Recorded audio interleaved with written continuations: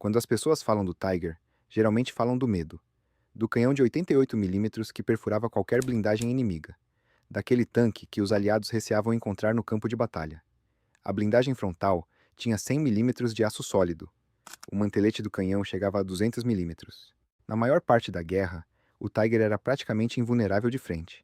Apenas o canhão britânico de 17 libras, o americano de 90 milímetros e o soviético de 122 milímetros conseguiam perfurar aquilo. O resto dos canhões aliados em serviço simplesmente ricocheteava. Há um detalhe, porém, que quase ninguém menciona. O tanque mais temido da Segunda Guerra não conseguia cruzar a maioria das pontes da Europa. Ele pesava 57 toneladas.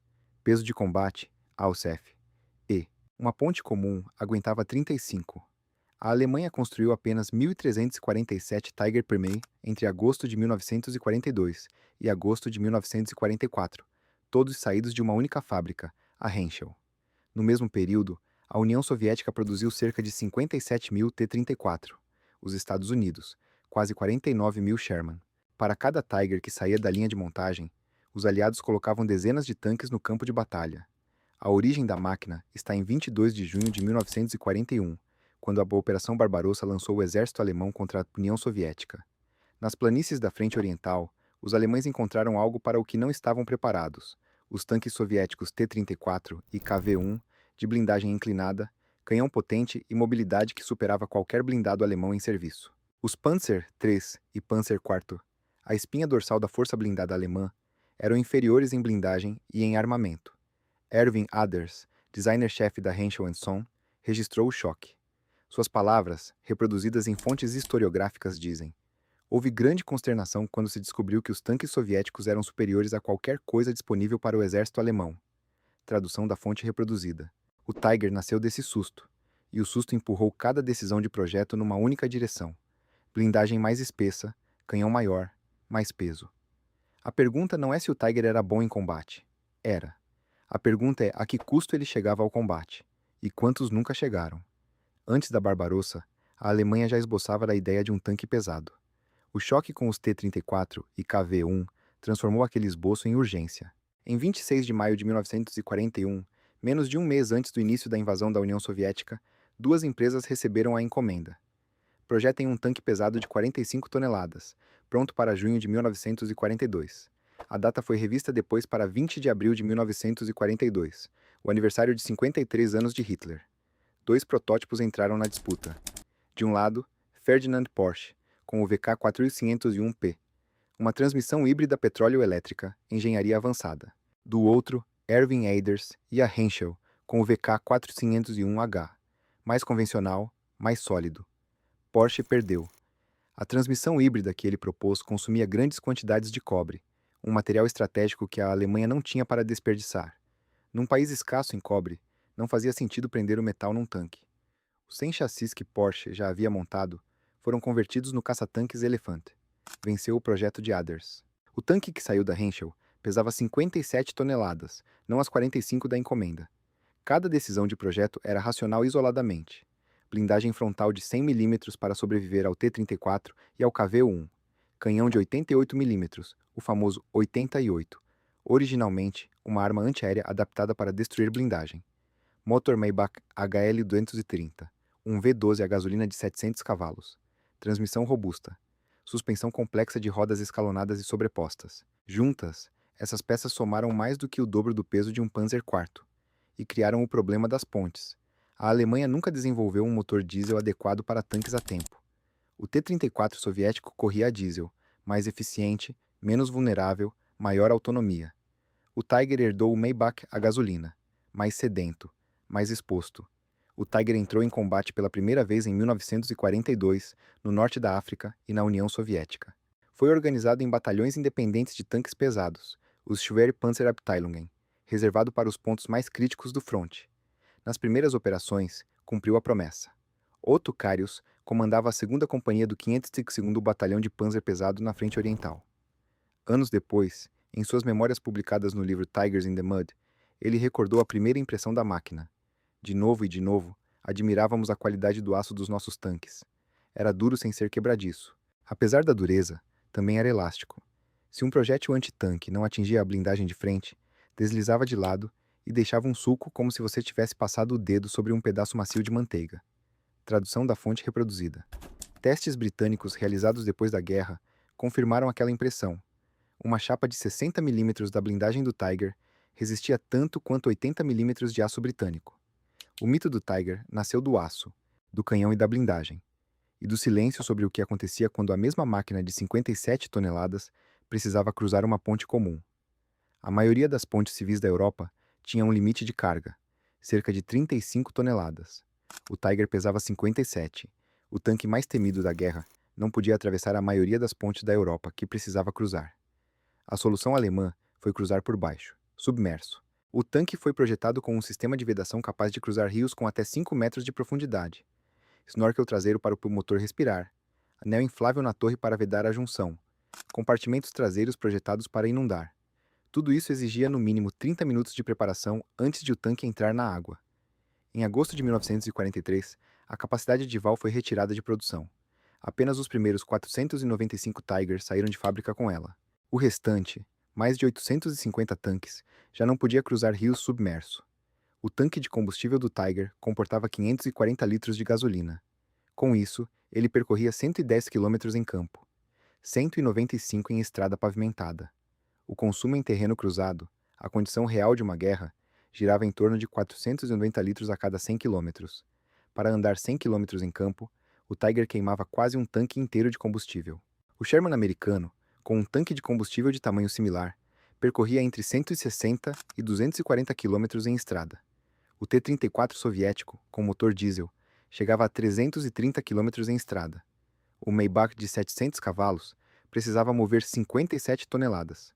A relação peso-potência era de 13 cavalos por tonelada, exatamente a metade do T-34. O Tiger alcançava 45,4 km por hora em estrada, entre 20 e 25 em campo. Cada quilômetro custava combustível e desgaste mecânico. Em maio de 1943, o 501º Batalhão de Panzer Pesado produziu um relatório operacional sobre os primeiros Tigers em combate. O documento avaliava o motor HL-210, instalado nos primeiros 250 tanques, antes da transição para o HL-230. 5 motores haviam passado de 3.000 km sem falhas essenciais, desde que o motorista fosse bem treinado.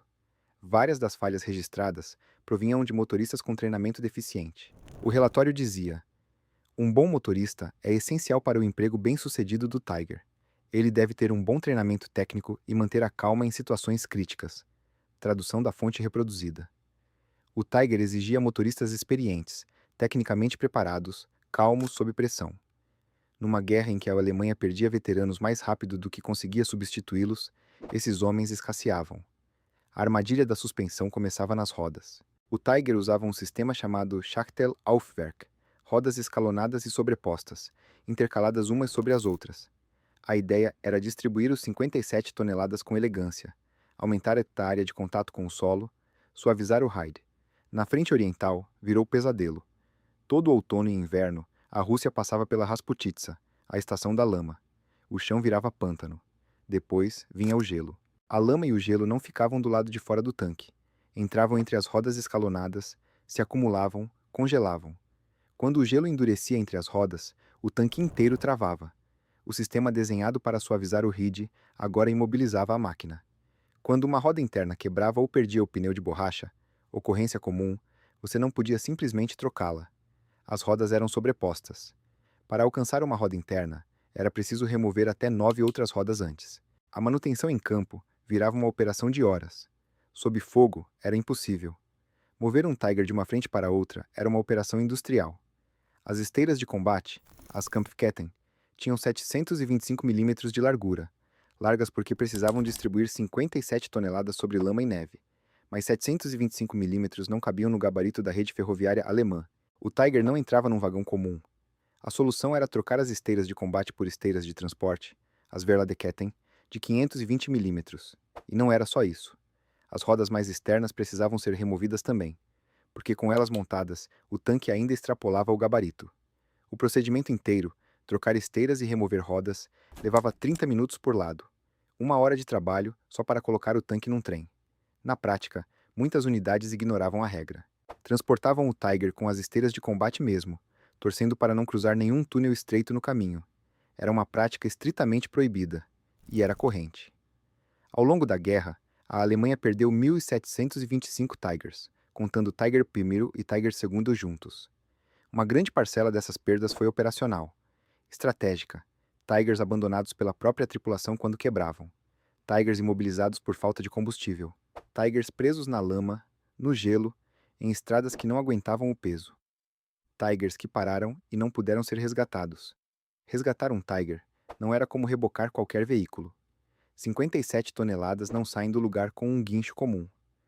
O Tiger imobilizado exigia veículos de recuperação dedicados, como o Berge Tiger, projetado especificamente para puxar aquela massa. Mesmo com o veículo certo, puxar 57 toneladas sob fogo inimigo era frequentemente impossível. Quando a situação tática virava, a tripulação não tinha saída. Destruía o próprio tanque para não entregá-lo ao inimigo.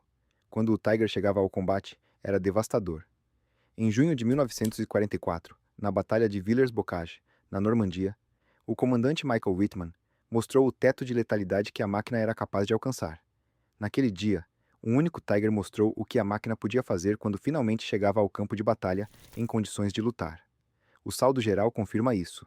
Tigers Miep e o Segunda juntos destruíram pelo menos 8.100 tanques inimigos e 11.380 peças antitanque e de artilharia, contra 1.725 Tigers perdidos. A Alemanha construiu 1.347 Tiger Mil, todos saídos de uma única fábrica, a Henschel, entre agosto de 1942 e agosto de 1944. No mesmo período, a União Soviética produziu cerca de 57 mil T-34. Os Estados Unidos, quase 49 mil Sherman. A Alemanha apostou em qualidade extrema. Os aliados apostaram em quantidade e logística. O custo de cada Tiger ajuda a entender a dimensão da aposta. Cada unidade custava cerca de 250.700 Reichsmark, segundo o Zetterling, o suficiente para construir aproximadamente 2,8 Panzer IV, ou 3,5 Stug 3. O Tiger Fiebel, o manual oficial da tripulação, datado de 1º de agosto de 1943, declarava que cada Tiger custava 800.000 Reichsmark e exigia 300.000 horas de trabalho. Historiadores como Steven Zaloga e Bruce Nilsson consideram esses números inflacionados por propaganda interna, uma forma de pressionar as tripulações a cuidarem da máquina.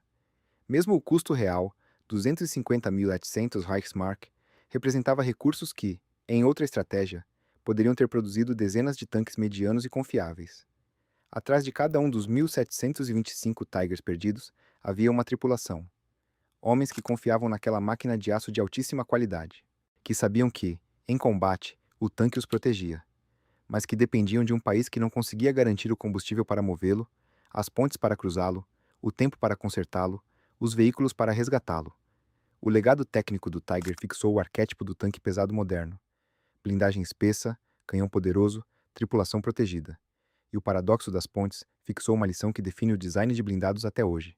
Mobilidade, logística e peso são inseparáveis. Os tanques modernos, o Abrams americano, o Leopard 2 alemão, pesam entre 60 e 70 toneladas e enfrentam versões modernas do mesmo problema: pontes que não aguentam, transporte aéreo que não comporta, estradas que cedem. Hoje, apenas 9 Tigers Pimbery sobrevivem em museus e coleções no mundo inteiro, e apenas um funciona. É o Tiger 131, capturado na campanha do norte da África por forças britânicas e restaurado pelo Tank Museum de Bovington, no Reino Unido. A máquina que a Alemanha não conseguia manter em movimento é, agora, uma relíquia preservada não pelo país que a construiu, mas pelo país que a capturou. O Tiger não falhou como arma, falhou como decisão.